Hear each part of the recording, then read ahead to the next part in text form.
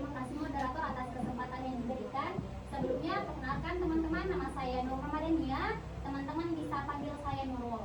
Nah, saya sendiri merupakan mahasiswa psikologi semester 6 di Universitas Negeri Makassar. Kalau misalnya teman-teman tanya terkait pengalaman-pengalaman, saya dari SD gemar berorganisasi, kemudian banyak kegiatan-kegiatan yang saya ikuti dari SD, kemudian SMP, SMA, dan saat ini di perkuliahan saya merupakan anggota dari Konselor Sebaya. Kemudian saya juga sebagai penerima beasiswa KALA, jadi saya sering ikut kegiatan-kegiatan volunteer yang dilaksanakan oleh KALA atau kegiatan-kegiatan volunteer yang dilaksanakan di luar-luar atau biasanya ada kegiatan-kegiatan oleh instansi tertentu. Kemudian saat ini saya menjabat sebagai Ketua Umum UKM KSR TNI Unit Milenium. Salam kenal teman-teman. Sebelumnya mungkin kita bisa perkenalan dulu mulai dari kakak yang sebelah sini supaya kita nanti interaksinya lebih baik lagi. Ya. Oke, Kak Mardiana, kalau di samping nama saya Kak Lisa. Ya, di sampingnya lagi perkenalkan nama saya Yuni. Ya. Baik, perkenalkan saya Justin Bungkla Kasau. Oke. Perkenalkan nama saya Hana Sultan Maulana, biasa dipanggil Sauti. Asal daerah Perluji. Ya, bisa kan? Asal daerah Pulau Intekan, dekat dengan New York sebelah kiri. Terus, jadi saya berasal dari jurusan pendidikan jasmani kesehatan dan rekreasi. Alhamdulillah sekarang menempuh di semester 8. Jadi pendidikan dan komunikasi ya, namanya ilmu ya. Saya ingin belajar lagi mengenai kedisiplinan dan dari materi teman-teman, jadi saya sempatkan untuk mengambil ilmu insyaallah. Perkenalkan nama saya Nurulda. Siapa Kak? Nurulda. Wilda. Dipanggil Kak Wilda. Oke, yang di sebelahnya? Katanya nama saya Nurulda Rahmi, gerak wisata. Oke, Kak Rahmi. Nah, di sini teman-teman saya sudah tahu nama-namanya. Insyaallah kedepannya kita lebih atraktif lagi dalam pelaksanaan materi ini didengarkan oleh teman-teman. Nah, tapi sebelum itu supaya kita tidak boring apalagi di jam-jam rawan seperti ini yang mungkin teman-teman sudah mulai ngantuk, saya ada game nih buat teman-teman. Nah, mungkin ini game yang sudah biasa sekali teman-teman temukan. Ini game untuk melatih fokusnya teman-teman. Jadi sebentar, bisa saja ketika saya bilang, oh begini, saya berikan dulu aturan gamenya. Jadi ketika saya bilang 1, teman-teman harus tepuk 3 kali. Ketika saya bilang 2, teman-teman tepuk 2 kali. Ketika saya bilang 1, teman-teman tepuk 3 kali. Oke, paham?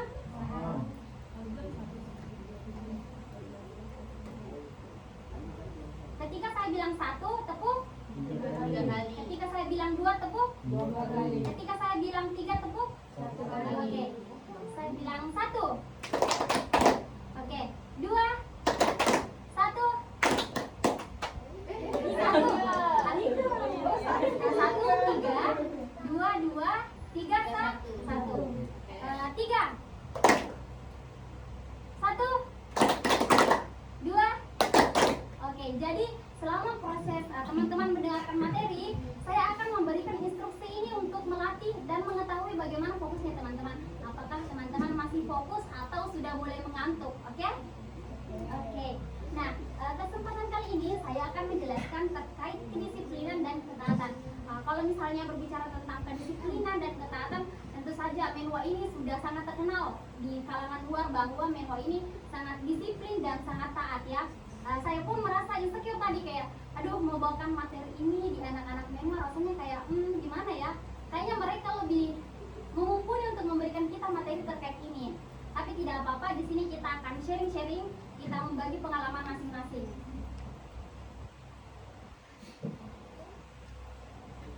Nah, apa sih itu disiplin dan ketaatan? Teman-teman tadi sudah banyak materi-materi terkait kedisiplinan. Nah, di sini kedisiplinan adalah sikap, mental dan perilaku yang menciptakan kepatuhan terhadap aturan dan tata tertib. Ada aturan-aturan yang harus kita patuhi, ada tata tertib yang harus kita lakukan sebagaimana mestinya. Kemudian ada norma yang berlaku dalam lingkungan tertentu. Nah, seperti disiplin waktu, kemudian mengikuti perintah atasan, kayak komandan ketika komandan mengatakan sesuatu silahkan diikuti. Itu adalah bentuk kedisiplinan. Kemudian berpakaian sesuai dengan ketentuan seperti yang kita ketahui teman-teman. ada aturan-aturan berpakaian, ada pakaian yang mungkin khusus untuk kegiatan lapangan, kemudian ada pakaian yang khusus untuk kegiatan hadir pertemuan mungkin, atau kegiatan yang khusus dalam ruangan. Nah, kalau ketaatan sendiri adalah kepatuhan terhadap komando, kemudian peraturan organisasi dan nilai-nilai luhur yang dijunjung dalam Menwa. Tentunya komando di sebuah organisasi dengan komandan itu harus dipatuhi teman-teman. Itu adalah bentuk ketaatan kita. Kemudian ada juga peraturan organisasi atau PO yang tentunya kita biasanya kalau akhir tahun kita susun bersama, kita sepakati bersama, kemudian bagaimana penerapannya ke depan itu menjadi acuan dalam organisasi kita. 1, 3, oke. Mengikuti aturan ketaatan juga mencakup loyalitas kita terhadap lembaga, bagaimana, kemudian bagaimana kita loyalitas terhadap pimpinan kita. Ketika pimpinan kita mungkin komandan kita mengatakan sesuatu atau memerintahkan sesuatu, seberapa bisa kita untuk mematuhi itu dan seberapa mampu kita loyal kita untuk mematuhi apa yang dikatakan komandan. Kemudian menjunjung tinggi etika dan sumpah dan janji Menwa yang dan sejenisnya. Nah, mungkin teman-teman lihat di sini semuanya foto-foto teman-teman. Ya, jadi silahkan dilihat sempat ada mukarta di situ. Iya. Nah, dalam Menwa kita tidak hanya harus kuat fisik, teman-teman. Di luar sana sudah diketahui bahwa Menwa itu pendisarannya mungkin itu terkait kekuatan fisik. Tapi kita tahu bersama juga bahwa selain kekuatan fisik, kita juga dituntut untuk kuat karakter. Kemudian tanpa disiplin kekuatan itu akan sia-sia. Jadi meskipun teman-teman sudah melalui proses untuk bergabung di resimen mahasiswa, tapi ketika teman-teman tidak mendapatkan poin dari disiplin yang telah dilakukan sebelumnya, semuanya akan sia-sia teman-teman. Kemudian disiplin bukan hanya soal tepat waktu, banyak sekali kategori-kategori disiplin. Bisa saja untuk komitmen untuk menjalankan setiap tugas sesuai dengan standar. Mungkin banyak cara kita melaksanakan tugas yang ada, tapi apakah itu sesuai dengan prosedur yang ada? Apakah itu sesuai dengan aturan-aturan organisasi yang telah ada? Apakah sudah sesuai dengan ketaatan yang ada? Nah, itu yang perlu harus teman-teman ketahui terlebih dahulu. Nah, ini contoh pelanggaran dan dampaknya ini secara umum ya teman-teman. Yang pertama itu ada tidak hadir tepat waktu dalam apel. Nah, itu contoh. Kemudian tidak memakai atribut sesuai ketentuan, mengabaikan rantai komando. Artinya biasanya kan di setiap organisasi selalu ada rantai komando. Jadi biasanya kalau saya di KSR ada bidang. Jadi setiap bidang ada koordinator bidang. Kemudian nanti dari koordinator bidang akan di atasnya adalah ketua umum. Jadi di bagaimana kita sebagai anggota mematuhi rantai komando dengan pertama ke koordinator bidang terlebih dahulu, nanti koordinator bidang ke ketua umum. Jadi bagaimana kita taat pada aturan-aturan yang ada, itu juga adalah bentuk dari kedisiplinan. Jangan sampai teman-teman tidak percaya dengan koordinator berdasarkan karena hal-hal yang mungkin bersifat pribadi. Jadi tidak boleh seperti itu ya teman-teman. Itu artinya tidak disiplin. Oke, sepakat? Oke. Satu.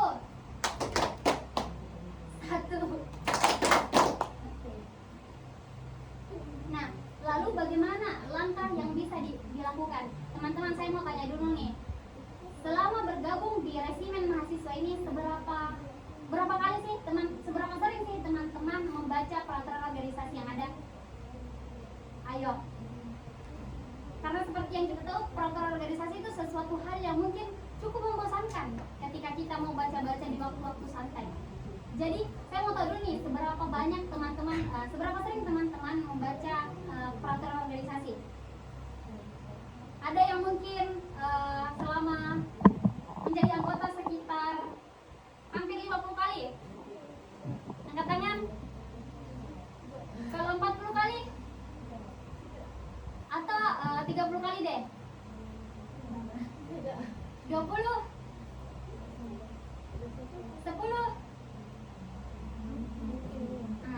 Atau jangan-jangan ada yang baru baca pas ketika penyusunan ulang peraturan organisasi. Jangan sampai ya teman-teman. Karena apa? Peraturan organisasi ini adalah acuan kita dalam berorganisasi. Dialah yang membatasi kegiatan-kegiatan yang akan kita lakukan. Disitulah semua aturan-aturan dalam pelaksanaan kegiatan kita dilakukan, sehingga teman-teman perlu untuk sering-sering membaca atau memahami peraturan organisasi ini. Jadi bagaimana langkah yang bisa dilakukan? Caranya adalah dengan memahami dan menerapkan pedoman organisasi yang telah ditetapkan. Karena PO itu bukan sekedar dokumen formal ya teman-teman, tapi khususnya di Menwa ini, memahami PO berarti siap untuk bertindak tepat, kemudian cepat dan aman. Tepat artinya sesuai dengan aturan yang ada, sesuai dengan kesepakatan yang ada secara bersama. Kemudian cepat adalah bertindak dengan gercep, karena sudah ada aturan yang mengikat kita, sudah ada batasan-batasan, jadi kita tidak perlu cemas ketika kita taat pada aturan-aturan yang ada. Kemudian aman, karena sudah ada peraturan organisasi yang melindungi kita selama kita melaksanakan sesuai dengan peraturan yang ada. Nah, langkah awalnya adalah kalau misalnya teman-teman nih sampai dengan hari ini mungkin masih jarang masih jarang dalam melakukan memberi pemahaman terkait peraturan organisasi, silahkan teman-teman mulai saat ini, setelah mungkin ini besok dan seterusnya, adakan forum-forum kecil di mana teman-teman membahas terkait peraturan organisasi, di mana teman-teman tidak paham dengan aturan yang ini mungkin sehingga teman-teman tidak menaatinya karena teman-teman tidak paham. Jadi silakan tanyakan ketika teman-teman merasa bahwa ini tidak saya tidak paham terkait ini, jadi saya tidak bisa mengikutinya. Oke? Nah, di sini saya juga akan bahas secara psikologis. Nah, secara psikologis disiplin itu bukan sekedar tindakan teman-teman, bukan sekedar tepat waktu, kemudian tapi hasil dari kesadaran, pengendalian diri dan loyalitasnya dari teman-teman. Bagainya itu kayak pikiran, kemudian sikap dan tindakan. Misal teman-teman berpikir bahwa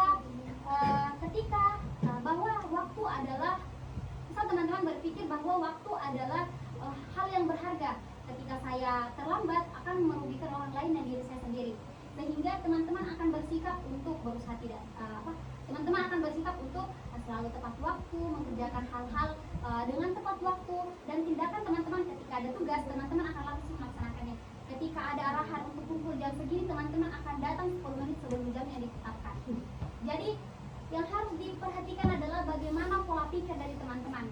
Apakah sampai dengan hari ini motivasi teman-teman bergabung di Menwa itu sudah sesuai dengan peraturan dan peraturan yang ada di organisasi ini atau tidak? Apakah outputnya sudah bisa didapat dari situ atau tidak? Kemudian, jika pikirannya kuat dan niatnya jelas, jika teman-teman sudah tahu dan sudah paham bahwa saya masuk di organisasi ini karena ini, teman-teman akan melakukannya dengan konsisten dan loyal, karena teman-teman sudah tahu tujuannya di sini apa. Kemudian, ketaatan bukan karena takut dihukum, tapi karena memahami makna dari peran yang diemban. Teman-teman kalau misal ada pertemuan, teman-teman datang, itu biasanya kan ada beberapa orang ya. Saya yakin kalau teman-teman di sini bukan bagian dari orang-orang itu. Tapi ada beberapa orang yang dia datang itu karena takut dihukum. Dia tepat waktu itu karena takut dihukum. Tapi coba ketika teman-teman ubah pola pikir itu. Teman-teman berpikir bahwa waktu itu adalah hal yang berharga. Teman-teman berpikir bahwa ketika saya terlambat saya akan rugi, baik secara waktu yang terbuang sia-sia maupun teman-teman yang mungkin dirugikan. Nah, jadi yang harus diperhatikan di sini adalah bagaimana teman-teman memahami pola pikir teman-teman dan bagaimana teman-teman memahami apa yang menjadi motivasi teman-teman, sehingga itu juga menjadi dasar dan acuan teman-teman untuk taat pada aturan yang ada. Nah, saya di sini ada game. Saya tadi langsung kepikiran, bagaimana kalau saya ada game? Jadi gini ya, teman-teman, kalau tangan kanan itu A, tangan kanan angkat semua dulu tangan kanannya. Ya ini A, kemudian ini B. Nah di sini ada pilihan A dan B. Saya kasih waktu dalam hitungan 1, 2, 3, silahkan Anda memilih. Oke? Nah yang pertama itu pilihan A adalah temanmu temanmu titip absen, kemudian temanmu tidak. Jadi begini ya, temanmu titip absen, apakah kamu akan menitipkannya atau tidak? Saya jawab 1, 2, 3. A nya apa? A itu ya, B nya itu tidak. Oke? Teman titip absen atau tidak? Yang pilih ya siapa? Oke, satu orang dulu. Mungkin kakak yang baju biru. Kenapa alasannya? Dulu karena saya kreatif, jadi kebiasaan titipkan teman absen. Oke, karena alasannya dulu kenapa dibiarkan temannya untuk titip absen? tergantung, biasanya kan ada beberapa dosen yang kayak dia ini sakit tapi dosennya tidak mau terima kalau dia tidak punya surat, jadi saya tetap kasihkan absen, isikan absennya karena memang dia sakit tapi dia tidak punya surat. Oke, kalau misal teman ini tidak sakit, dia dalam keadaan baik-baik saja tapi titip absen, bagaimana tanggapan Kak? Nah, itu tergantung lagi dari alasannya dia kasih apa, masuk akal kan tidak alasannya, kalau masuk akal dititipkan, kalau tidak masuk akal tidak dititipkan. Oke, kalau kakak yang baju merah dia kontra tadi, Tidak. kenapa? Yang pertama, kita diajarkan kejujuran ya. Jadi mungkin bisa diterapkan walaupun dari hal-hal kecil, karena ya absensi itu ya harus dipertanggungjawabkan yang pertama. Dan kedua, tidak adil begitu ketika kita yang seperti yang dikatakan meluangkan waktu hadir dalam mata kuliah dan teman yang kayaknya hanya menghindari masuk, entah itu karena malas, tapi dia ingin nilai yang bagus, dia tetap isi absensi secara bersih walaupun tidak hadir. Ya yang pertama itu karena kejujuran kalau ngomongin dari saya. Tapi kalau dari segi teman dekat atau tidak, ya tergantung lagi dari jawabannya kayaknya. Iya, baik. Di antara dua jawaban tersebut terdapat pilihan masing-masing dan ada alasan di balik itu. Tapi kembali lagi teman-teman, ketika ada aturan-aturan yang mendasari itu, misal aturannya ketika absen itu harus ada surat sakit. Kalau kita taat, pasti kita mengikuti aturan. Iya, karena kita sudah ada dasar dari itu. Tapi memang terkadang hati nurani itu tidak bisa kita pungkiri ya. Oke, saya masih ada nih.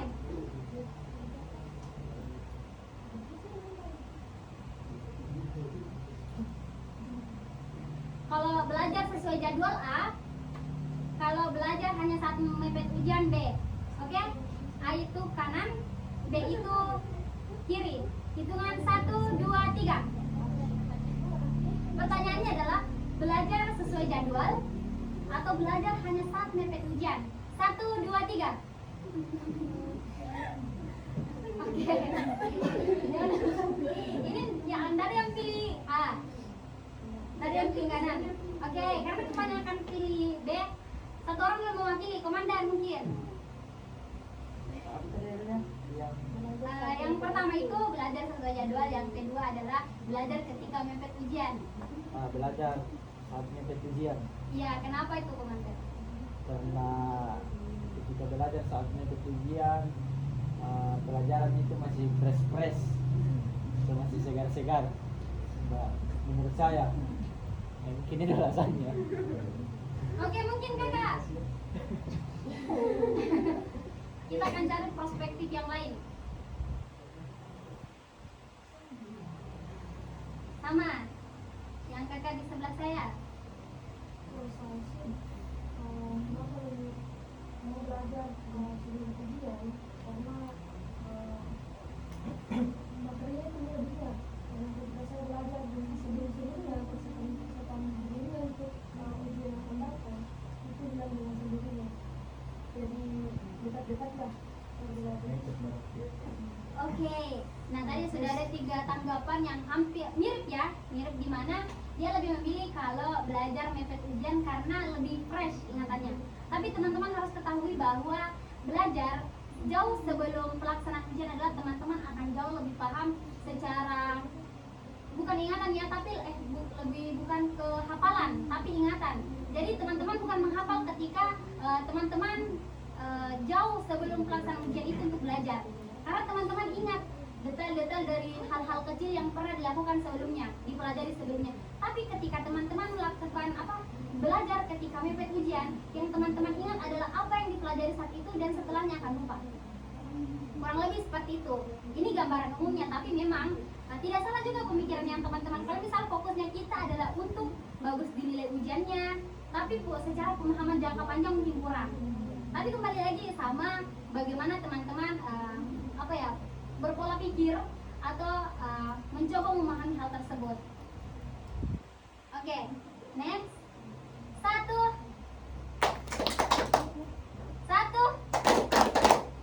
3, 2, 1, 3, 1.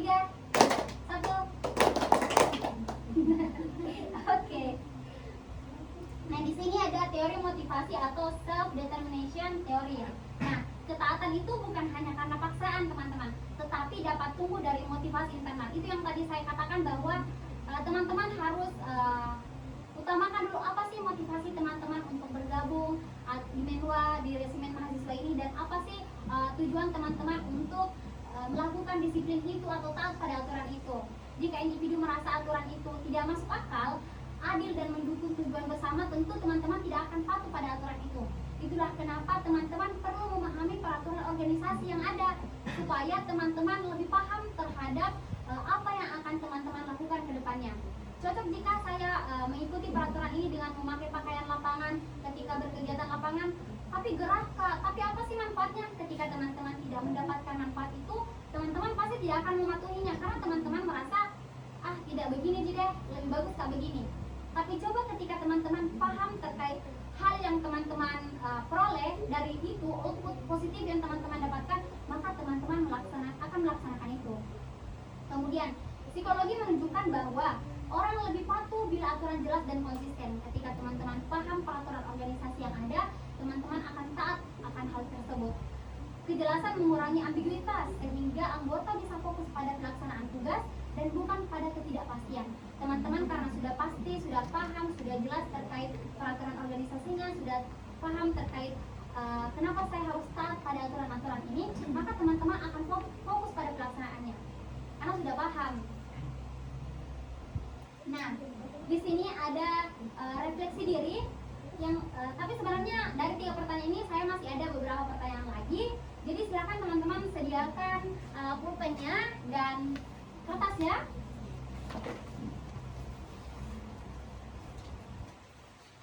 Satu, dua, oke. Sebenarnya banyak sekali game-game guys. Kalau misal seandainya ini di ruangan yang bisa berdiri atau lebih, tapi karena ini sudah larut, jadi ya kita percepat saja. Nah, yang pertanyaan pertama dari 3 pertanyaan tersebut. Nah, jadi silakan teman-teman ini jawab sesuai dengan hati nuraninya teman-teman. Jadi silakan pahami, resapi dulu baik-baik kenapa teman-teman pilih jawaban tersebut, oke? Jadi pertanyaan pertama, apa tujuan dan motivasi teman-teman bergabung di resimen mahasiswa? Ini bisalah digali-gali dulu ingatan-ingatan yang dulu, dan kita kaitkan dengan proses teman-teman saat ini.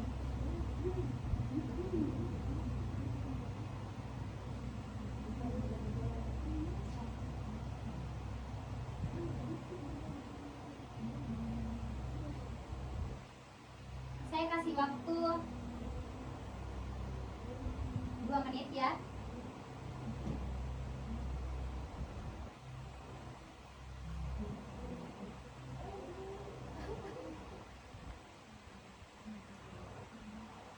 Apakah sudah?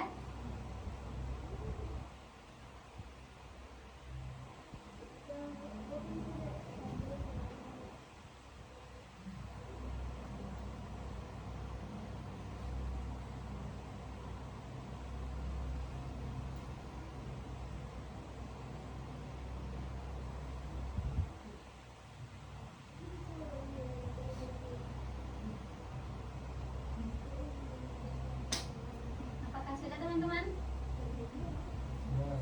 Oke, pertanyaan kedua, apakah teman-teman siap menjadi orang yang diandalkan?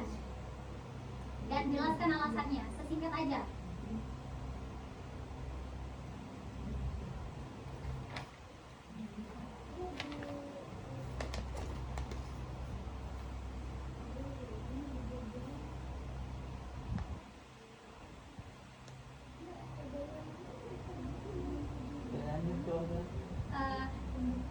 Apakah teman-teman siap menjadi orang yang diandalkan?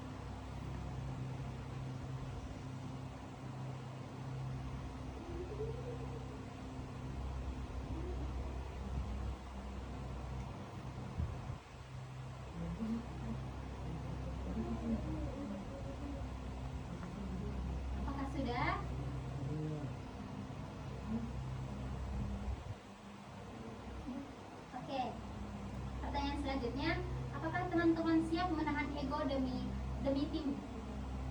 Apakah teman-teman siap menahan ego demi tim? Jadi jelaskan secara singkat saja.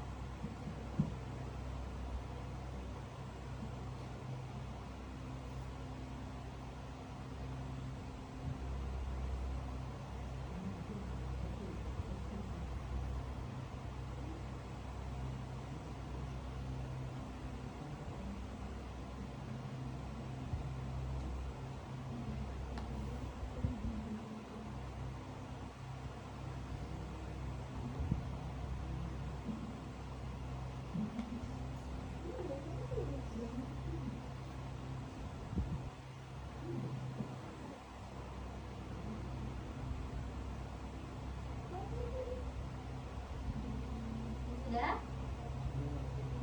Oke, pertanyaan selanjutnya, sejauh mana sih teman-teman paham terkait aturan-aturan yang ada di resume mahasiswa?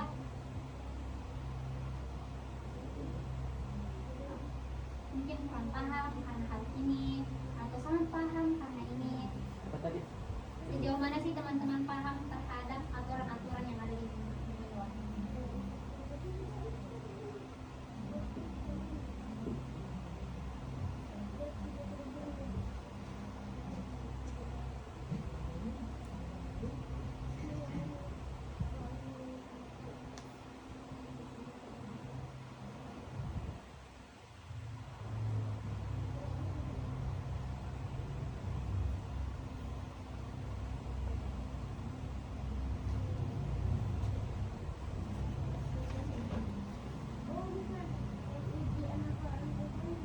Nah, sudah teman-teman?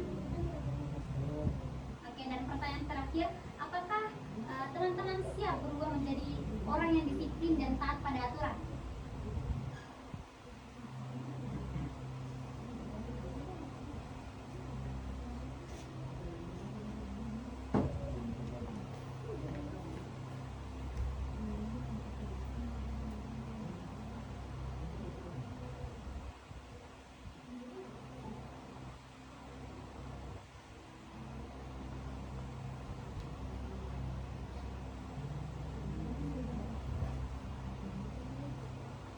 Oke, sudah?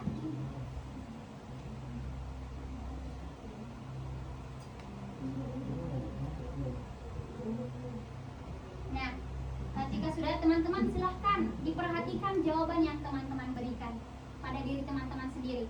Mulai dari terkait motivasinya teman-teman, apakah sudah relevan dengan jawaban yang teman-teman berikan di bawahnya? Apakah teman-teman sudah paham terkait SOP yang ada?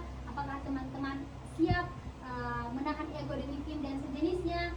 Silakan teman-teman pahami, dan ketika teman-teman merasa bahwa teman-teman belum mendapatkan apa yang teman-teman harusnya dapatkan di memo ini, silakan diprospek untuk kedepannya. Oke? Oke, mungkin itu saja materi dari saya. Kesimpulannya adalah kedisiplinan dan ketaatan adalah kunci utama keberhasilan misi. Pelanggaran kecil bisa berdampak besar dan mencoreng nama baik tim. Memahami dan menjalankan tugas dengan sadar serta memiliki pengendalian diri adalah bentuk loyalitas sejati. Disiplin bukan sekedar kewajiban, ia adalah keinginan dan integritas dan tanggung jawab seorang anggota residen. Mungkin sebelum itu, teman-teman, apakah ada pertanyaan? Mungkin terkait materi-materi yang sempat saya bawakan tadi. Jika tidak ada, saya akhiri dengan ucapan wassalamualaikum warahmatullahi wabarakatuh, dan terima kasih banyak teman-teman. Oke, baik, terima kasih saudara Ramadhania atas pemaparan materinya yang sangat menarik dan luar biasa. Nah, selanjutnya teman-teman mungkin langsung aja ya kita ke materi terakhir terkait kedisiplinan.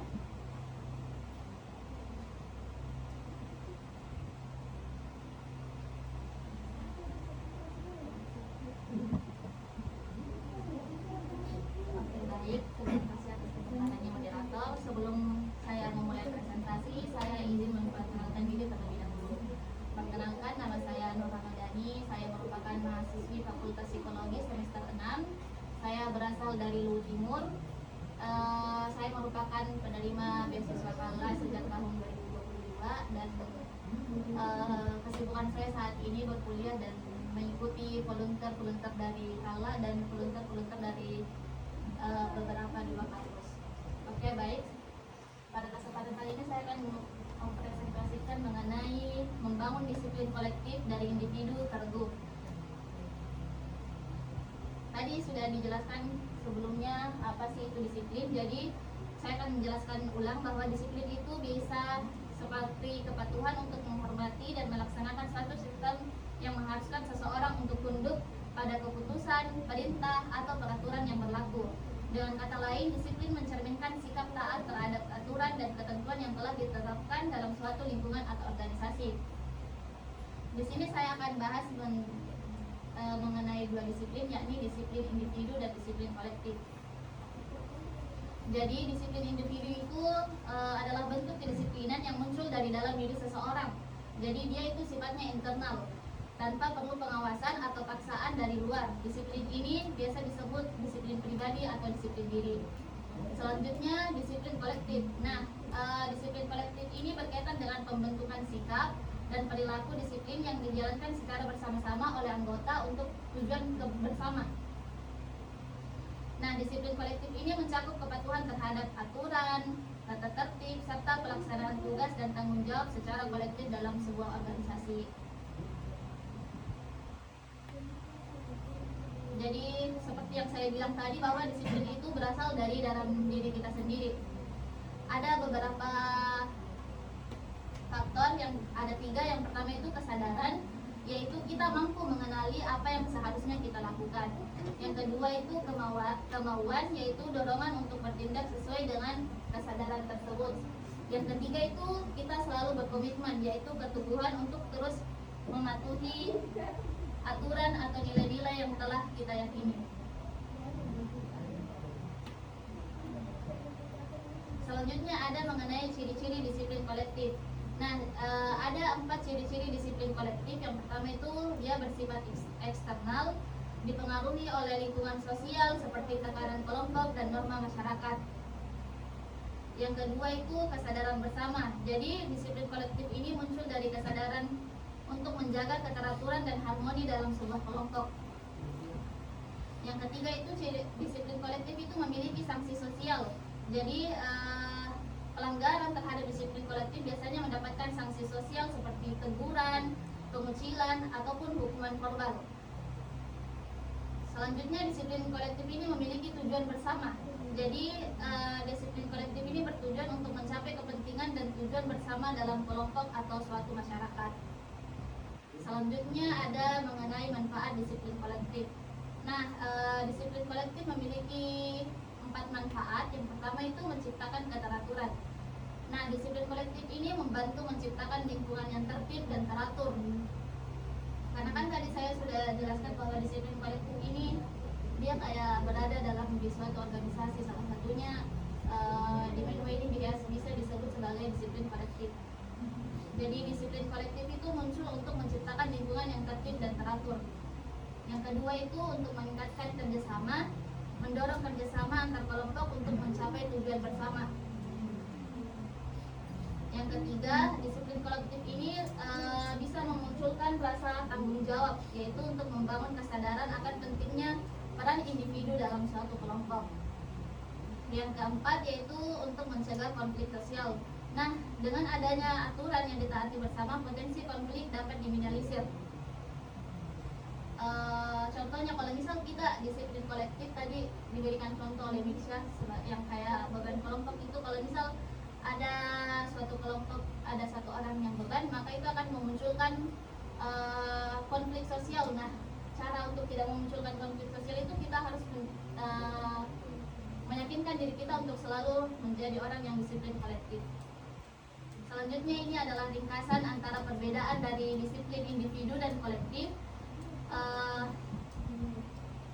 Jadi contoh dari perilaku disiplin individu yaitu datang waktu tanpa disuruh, karena dia sadar bahwa dia harus disiplin. Yang kedua itu menyelesaikan tugas secara mandiri walaupun deadline-nya itu masih jauh, karena dia sadar bahwa itu adalah tanggung jawabnya.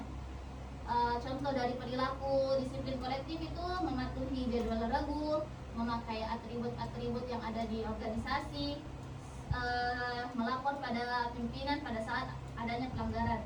Adapun tujuan utama dari dua disiplin ini, tujuannya disiplin individu itu untuk pengembangan dan tanggung jawab diri. Kalau kolektif itu untuk mencapai tujuan bersama secara tertib dan efisien. Sampai sini sudah dipahami apa itu perbedaan disiplin individu dan disiplin kolektif.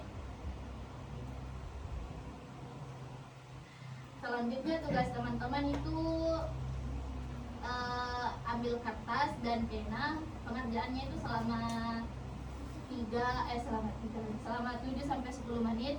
Renungkan selama 7 hari dua perilaku disiplin individu dan disiplin kolektif selama itu. Dan dari disiplin individu tulis manfaat dari disiplin tersebut. Sampai sini apakah dipahami? Jadi dalam 7 hari, ya, 7 hari ke belakang maksudnya ini? 7 hari terakhir ya. Oh. Tulis 2 disiplin individu yang kamu lakukan, terus tulislah manfaat dari disiplin itu. Kemudian disiplin kolektif juga. Mungkin saudari Abdul bisa hitung waktunya.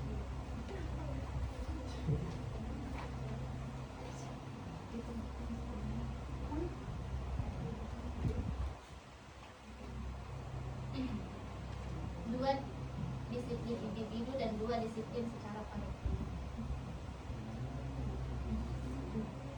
Dan manfaat dari disiplin yang telah saudara lakukan. Apa manfaat yang dirasakan?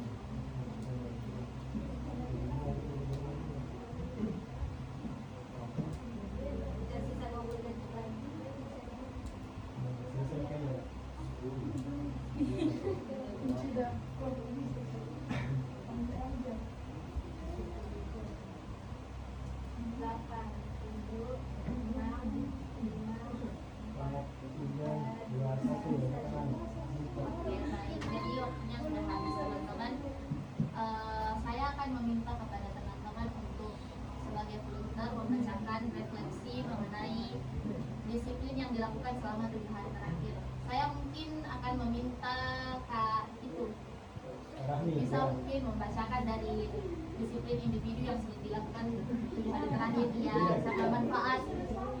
Berapa banyak Kak? satu Banyaknya.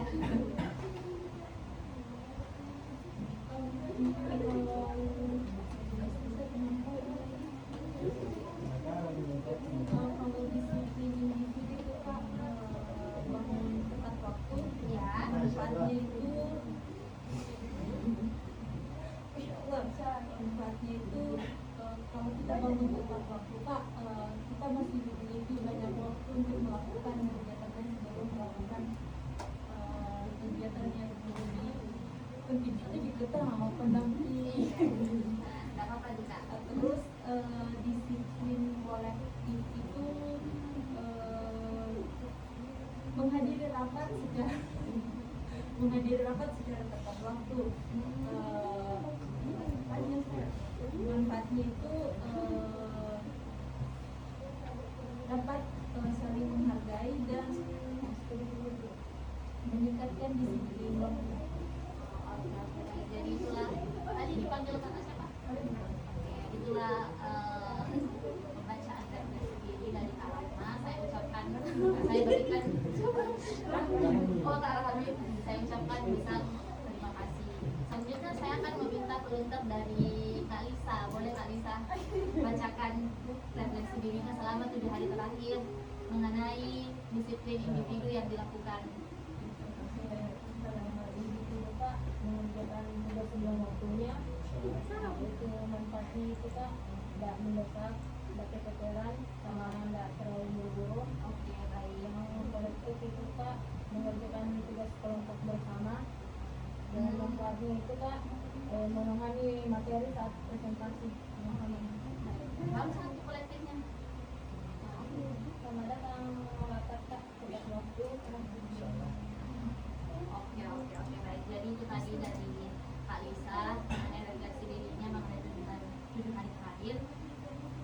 Saya akan meminta lagi satu volunteer, yaitu Kak Ana untuk membacakan refleksi dirinya selama 7 hari terakhir. Kalau dari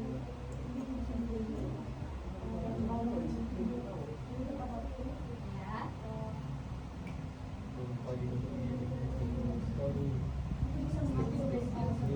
saya Kak dari mengajar di sekolah tapi sedang yang kedua itu banyak itu pekerjaan yang tertunda tidak duduk ke kampus atau ke sekolah untuk mengajar dengan bangun cepat tidak bisa sarapan semua itu atau sebagainya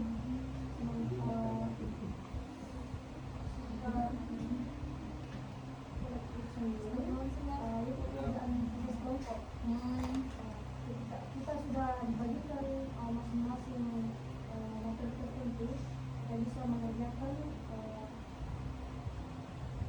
materi tertentu sebelum kelompok kita atau yang bertanggung jawab mengumumkannya supaya kita tidak melakukan lagi teman-teman kelompok yang lain. Yang kedua itu bangun pagi di organisasi kami itu ada aturan bendera wajib naik 6.30. Jadi dengan bangun pagi saya bisa foto untuk bendera. Jadi yang bangun pagi bisa masuk dalam 2 disiplin yang direfleksikan oleh Kak Ana. Oke, baik.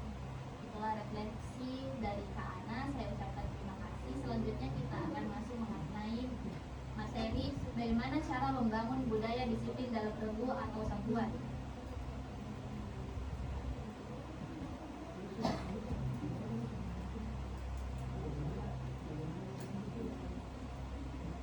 Dalam membangun budaya disiplin dalam regu ada 4. Yang pertama itu pemahaman bersama mengenai tentang pentingnya disiplin.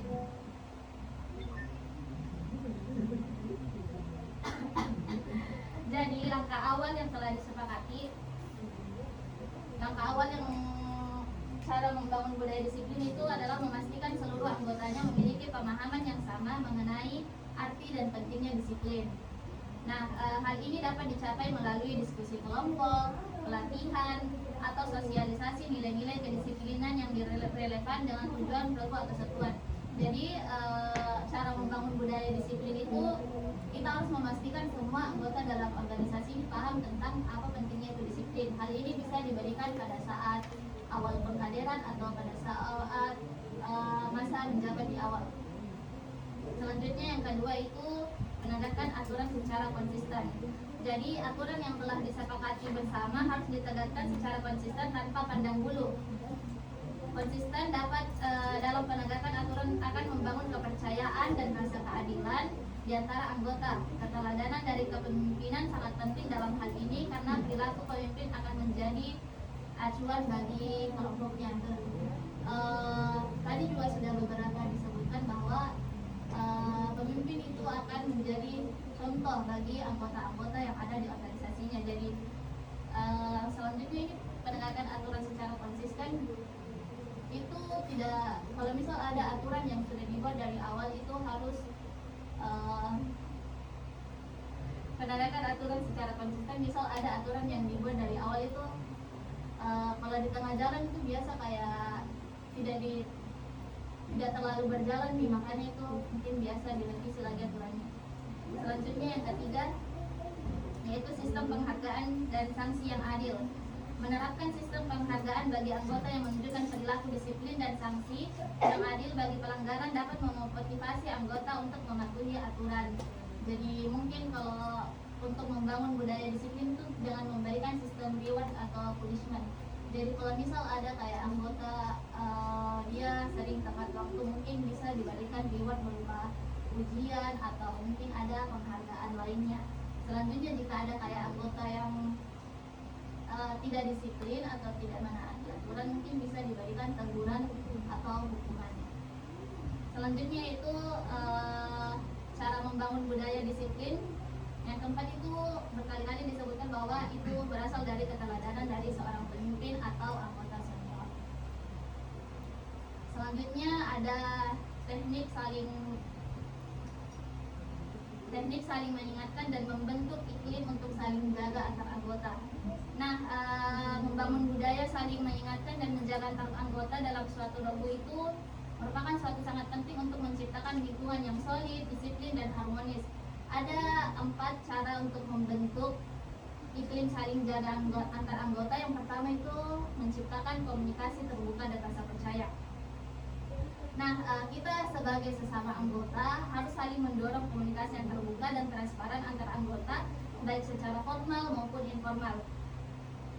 Kita harus selalu menciptakan ruang diskusi dan pertukaran ide agar setiap anggota merasa selalu dihargai dan aman untuk saling mengingatkan tanpa rasa takut dihakimi. Yang kedua itu melibatkan anggota dalam pengawasan dan penegakan aturan.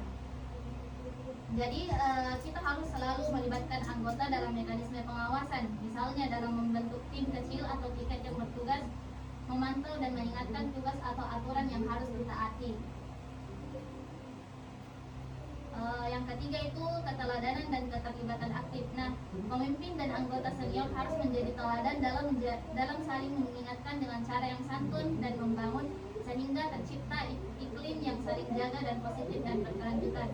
Yang keempat, untuk membentuk iklim saling jaga antar anggota itu selalu memberikan umpan balik positif. Jadi kita harus selalu memberikan umpan balik positif kepada setiap sesama anggota, baik secara lisan, tulisan, maupun isyarat kepada anggota yang aktif mengingatkan atau menjaga temannya. Hal ini dapat menumbuhkan budaya saling menghargai dan mendukung. Oke, baik, itu materi dari saya. Sebelum saya mengakhiri materi, saya akan memperlihatkan teman-teman sebuah video terlebih dahulu. Oke, baik, saya akan memperlihatkan video, kemudian teman-teman silahkan nanti ambil kertas dan pulpen dan duduklah senyamannya dan jawablah ketiga pertanyaan ini. Saya akan putar videonya terlebih dahulu.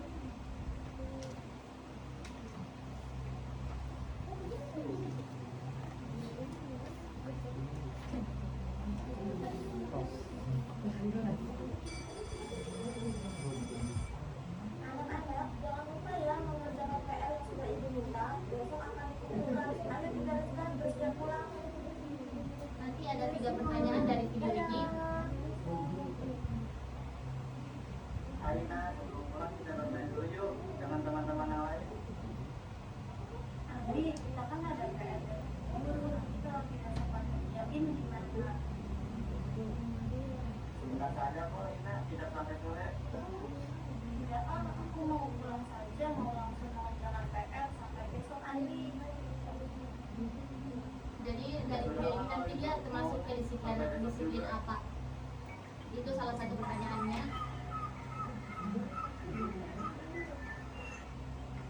Wah, PR Bapak susah sekali. Coba aku lihatkan yang diberikan di guru dulu.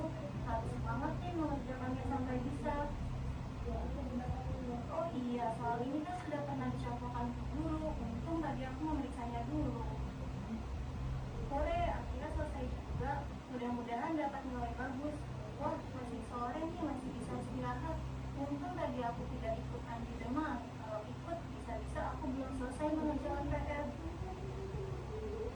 Aduh, karena kami dan main, aku kagak lupa ada PR. PR yang susah sekali lagi. Ini nomor 4 bagaimana mengerjakannya ya?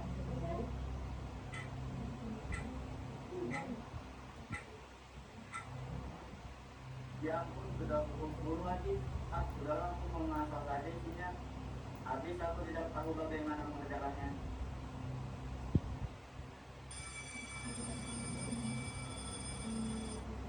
Ayo anak-anak, keluarkan PR-nya, kumpulkan di depan. Jadi pertanyaannya itu Iya, PR-nya sudah dari sekali video ya. ini termasuk disiplin apa? Dan memang dari video tersebut perilaku apa yang dimunculkan Ina? Disiplin apa yang dilakukan? Terus dari perilaku si Ina apa manfaat yang Ina rasakan setelah melakukan disiplin itu? Yaitu Ina, selamat Ina.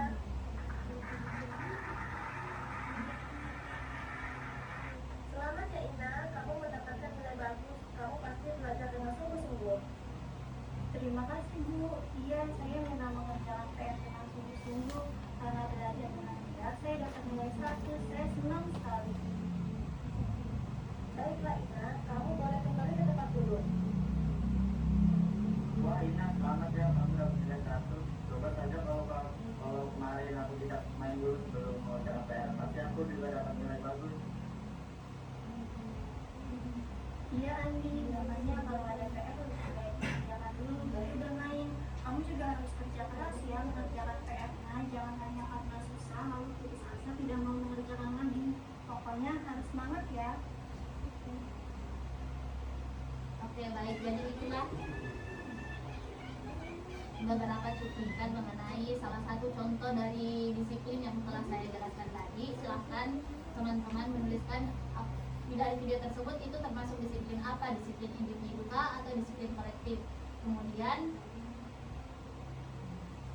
Kemudian sebutkan perilaku disiplin yang telah dilakukan oleh Ina dan apa dampak yang Ina dapatkan setelah ia melakukan disiplin tersebut.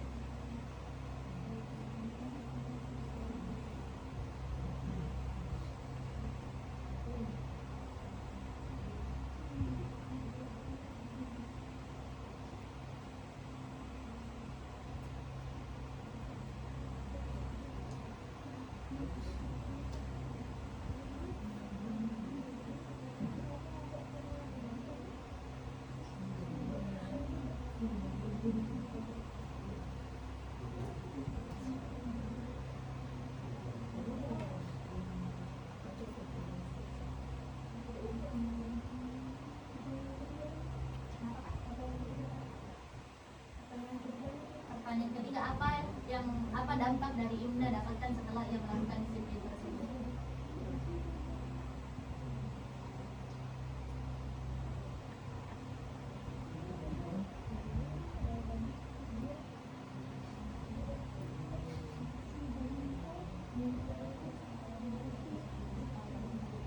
Atau perlu saya tontonkan, ada yang perlu saya tontonkan kembali?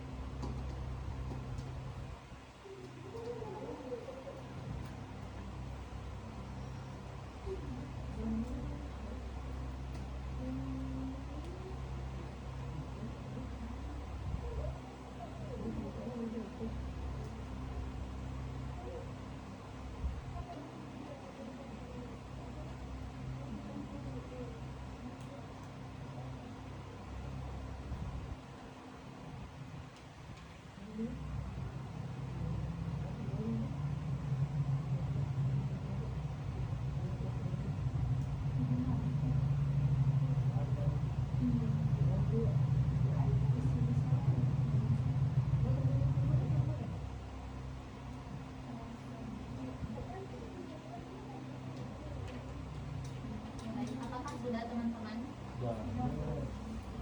Karena berhubung waktunya sudah larut malam, mungkin saya akan meminta satu volunteer saja untuk membacakan jawabannya atau menceritakan dari apa yang dia dapatkan. Mungkin Kak sampingnya Kak Justin bisa mungkin ya apa tadi dari video tersebut dia masuk disiplin apa dan apa. Dari video tadi itu termasuk disiplin individu, dan yang dikerjakan oleh ini sendiri itu mengerjakan tugasnya sebelum waktunya, supaya dia tidak manfaatnya itu supaya tidak terburu-buru dalam mengerjakan tugasnya, dan dia bisa memahami tugasnya dengan baik sehingga tugasnya itu terasa tidak sulit dikerjakan Dan akhirnya dia mendapatkan dan nilai yang sempurna. ya. Dan terima kasih kepada Kak siapa? Kak Yuni karena sudah memberikan pendapatnya. Oke baik, itulah materi terakhir dari saya sebagai penutup dari materi kelompok kami. Selanjutnya sebelum menutup sesi ada bisnis kebutuhan hari ini, kita akan mengisi post test terlebih dahulu. Tadi kan kita sebelum diberikan pelatihan, sekarang post test.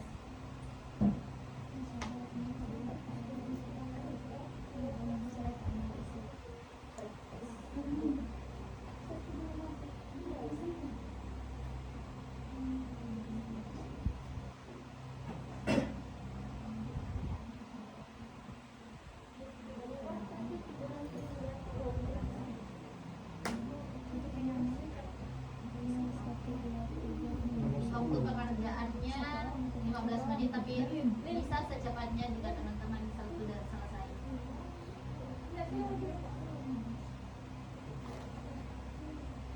Berapa orang responnya? 10 Pak.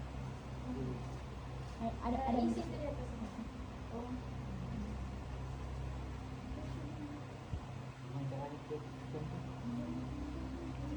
Kalau ada terkendala boleh tolong lambat.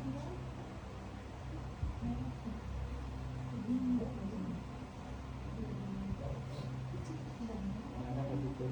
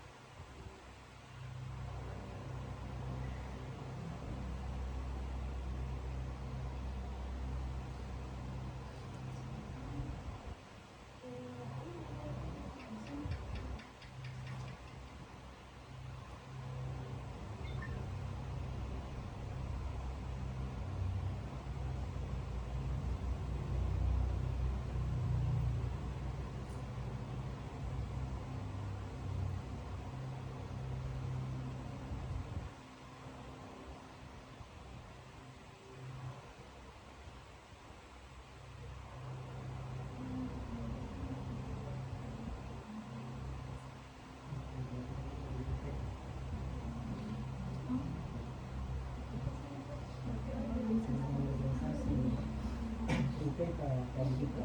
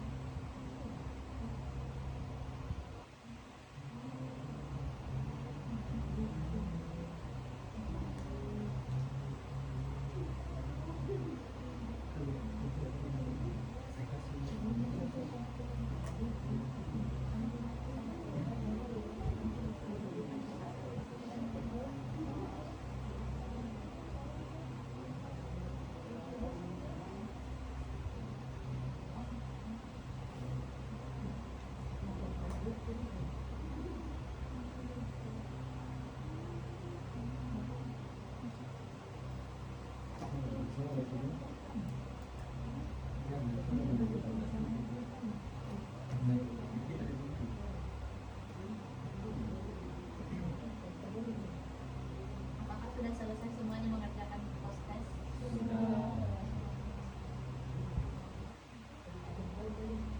Belum. Ada yang belum? Masih ada Ya mesti waktu.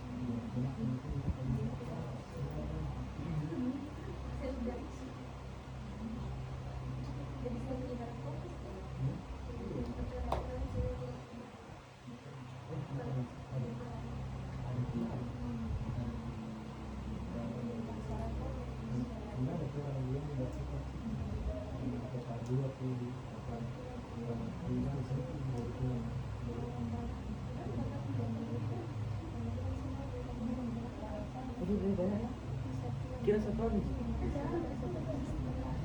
Ya terakhir itu kan penilaian.